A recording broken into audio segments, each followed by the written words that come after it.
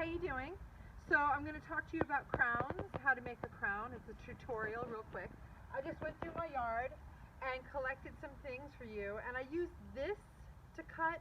You could also use scissors, and then that encourages you to only get bendy pieces. So the smaller the cutter that you have, the scissors, cutting device, the better off you'll be because you want little pieces.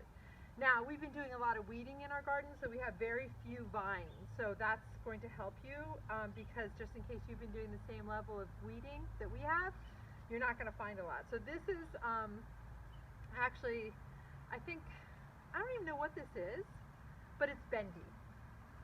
And then I got a few leaves, and this is jessamine. So you can see that that's already going to be kind of a bend. And of course you can always use ivy, and then just remember that ivy is an allergen, and so you might want to use it sparingly, but it's such a good crown making material. You can already see that it's a crown. So here we have bits of yew, and it's also bendy. I took the most bendable parts to try to figure out how to do it, and I do have some vinca. But again, because we've been doing a lot of weeding, I don't have any long pieces of vinca. So we might have to figure out how to do this.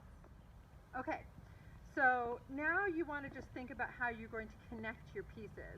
The easiest way to make a crown is to use ivy that you wrap around and then just wrap it like this.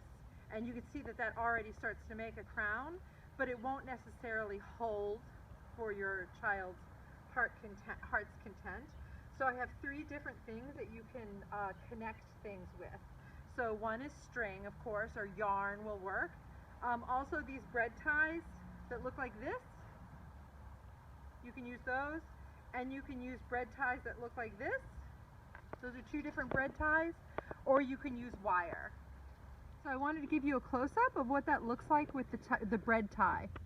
So it's just like that, and it just holds it in place. But if I know that I'm using this with ivy, like I said, ivy is the easiest one, and if you're just taking a quick picture of a kid, it's unlikely that they'll have an allergic reaction to it, but I do want to remind you that even English ivy has an allergen possibility. So now let me show you how to make one with other materials. So what I'm doing here is I'm pulling all these together to try to make a little bit of a vine, and I'm using a string to tie it. Your child's not going to want the string to hang down in their face because that will signal to them that that's unfinished.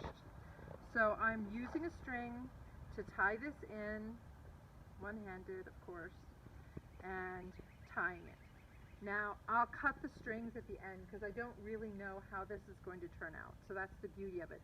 So I'm pulling these 2 things together, and I'm going to use a bread tie to speed it up.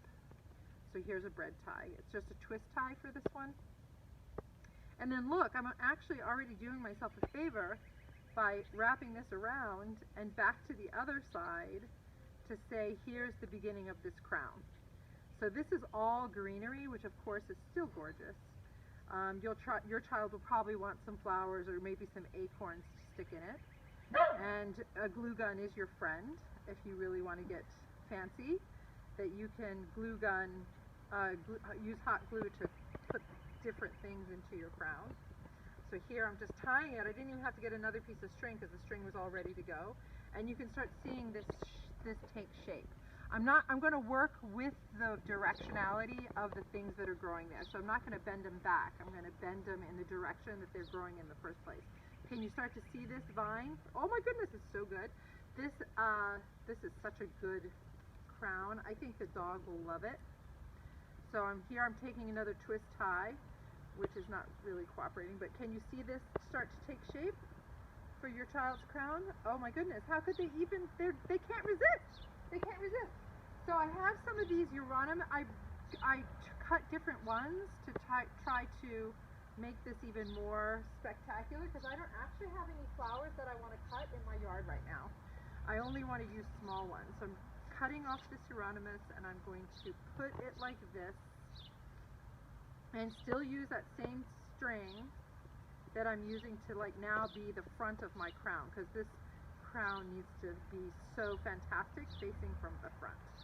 Okay, randomly. Look at that, I won't even have to cut that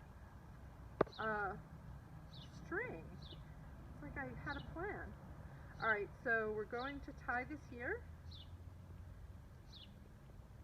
And I feel like you still do need some kind of flower in the front, but can you see how it's starting to take shape? It's starting to take shape, but wouldn't it be lovely to have some sort of thing that says, I am ruler of my planet, even if there's Corona on. So look at that. That's starting to really become a fantastic. So you don't need to have a vine to make a crown, you just need bendy branches. And that's how you start, just with scissors or with your small cutters, because it's just actually, where are those cutters? I don't even know where they are anymore. Oh, right here. These will force you to only pick thin, bendy branches. Thank you.